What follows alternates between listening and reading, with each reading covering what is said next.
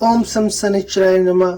प्यारे दर्शकों, आज 13 सितंबर 2025 दिन शनिवार। जो भक्त शनि देवता अर्थात शनिदेव महाराज का व्रत करते हैं उन्हें शनिवार व्रत कथा अवश्य सुननी चाहिए।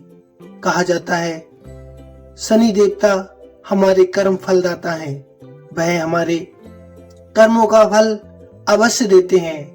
जिसकी जैसी निष्ठा वैसा ही उसको फल मिलता है।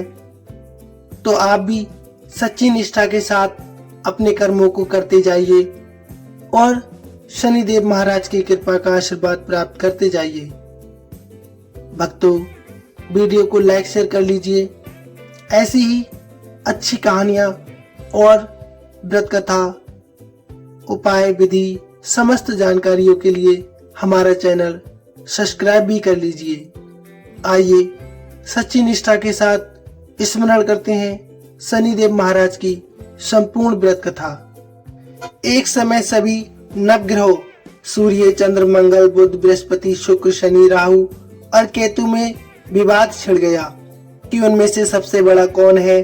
सभी आपस में लड़ने झगड़ने लगे और कोई निर्णय न कर पाने पर देवराज इंद्र के पास निर्णय करने के लिए पहुंच गए। इंद्र इससे घबरा गए और इस निर्णय को देने में अपनी असमर्थता जताने लगे। परंतु उन्होंने कहा कि इस धरती पर एक राजा है जो हमारा अवश्य न्याय करेगा। उन्होंने कहा राजा विक्रमादित्य है जो बहुत ही न्यायप्रिय राजा है, वे ही इसका निर्णय कर सकते हैं। सभी ग्रह एक साथ राजा विक्रमादित्य के पास पहुंच गए और अपना विवाद बताने लगे, साथ ही निर्णय के लिए भी कहने लगे। राजा विक्रमादित्य इस समस्या को लेकर बहुत चिंतित हो उठे, क्योंकि वह नहीं जानते थे कि जिस किसी को भी छोटा बताया जाएगा वह कुपित हो उठेगा। तब राजा को एक उपाय सूझा।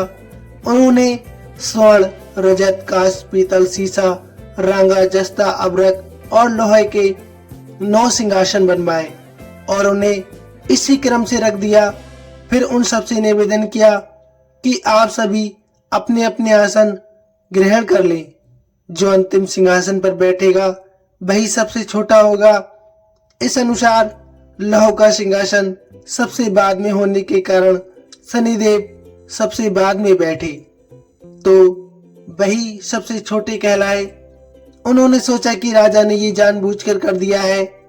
उन्होंने कोपित होकर राजा से कहा, हे राजा, तू मुझे नहीं जानता। सूर्य एक राशि में 1 महीना, चंद्रमा 2.25 महीने, मंगल 1.5 महीना, बृहस्पति 13 महीने, बुध और शुक्र 1-1 महीने विचरण करते हैं। परंतु मैं 2.5 से 7.5 साल तक रहता हूँ। बड़े से बड़ों का मैंने विनाश कर दिया है। श्री राम की 7.5 आने पर उन्हें वनवास हो गया। रावण की आने पर उसकी लंका को बंदरों की सेना ने परास्त कर दिया। अब तुम सावधान रहना। ऐसा कहकर कोपित हुए शनिदेव वहां से चले गए। अन्य देवता खुशी खुशी वहां से चले गए। कुछ समय बाद राजा की 7.5 आई। तब शनिदेव घोड़ों के सौदागर बनकर वहां पर आए। उनके साथ कई बढ़िया घोड़े थे। राजा ने यह समाचार सुन अपने अश्वबल को अच्छे घोड़े खरीदने की आज्ञा दे दी। उसने कई अच्छे घोड़े खरीदे। वह एक सर्वोत्तम घोड़े को राजा की सवारी हेतु दे दिया। राजा ज्यों ही उस घोड़े पर बैठा, वह घोड़ा सरपट वन की ओर भाग गया। भीषण वन में पहुंच गया और वह अंतर्ध्यान हो गया और राजा भूखा प्यासा भटकता रहा। तब एक ग्वाले ने उसे पानी पिलाया। राजा ने प्रसन्न होकर उसे अपनी अंगूठी दे दी। वह अंगूठी देकर राजा नगर को चल दिया और वहां अपना नाम उज्जैन निवासी बीका बताया। वहां एक सेठ की दुकान में उसने जल इत्यादि पिया और कुछ विश्राम भी किया। भाग्यवश उस दिन सेठ की बड़ी बिक्री हुई। सेठ उसे खाना इत्यादि कराने खुश होकर अपने साथ घर ले गया। वहां राजा ने एक खूंटी पर देखा कि एक हार टंगा हुआ है। वह हार खूंटी निगल रही थी। ऐसा देखकर राजा अचंभित हो गया। कुछ देर बाद सेठ वहां पर आ गया और हार को गायब देख उसने समझा कि बीका ने ही उसे चुरा लिया है। उसने बीका को कोतवाल के पास पकड़वा दिया। फिर वहां के राजा ने अपने कानून के अनुसार उसे चोर समझकर उसके हाथ पैर कटवा दिए। फिर वह चौरंगिया बन गया और नगर के बाहर फेंकवा दिया गया। वहां से एक तेली निकल रहा था जिसे दया आ गई। उसने बीका को अपनी गाड़ी में बिठा लिया। बीका अपनी आवाज देकर बैलों को हाँकता रहा। उस काल राजा की शनि दशा समाप्त हो गई। वर्षा काल आने पर वह मल्हार गाने लगा।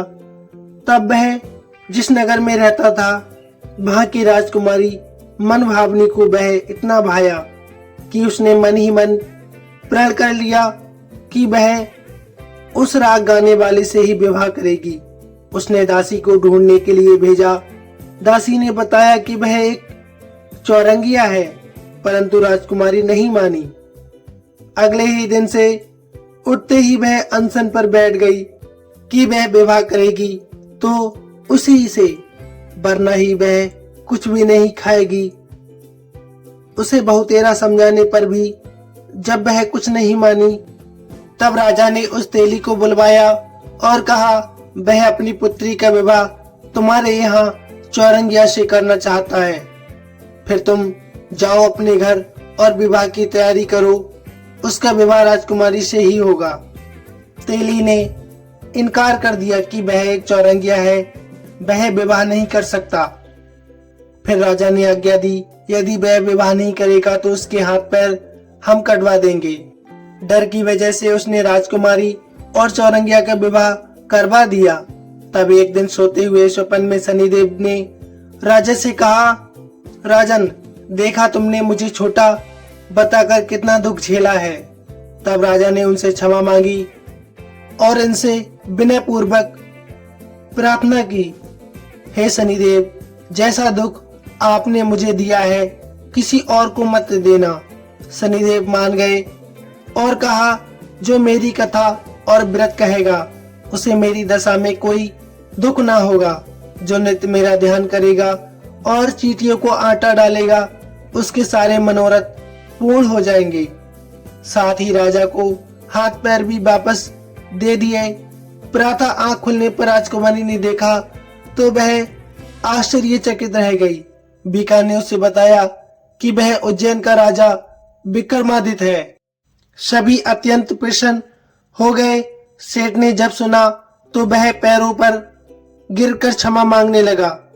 राजा ने कहा कि वह शनिदेव का कोप था जिसके कारण उसकी ये दशा हो गई थी।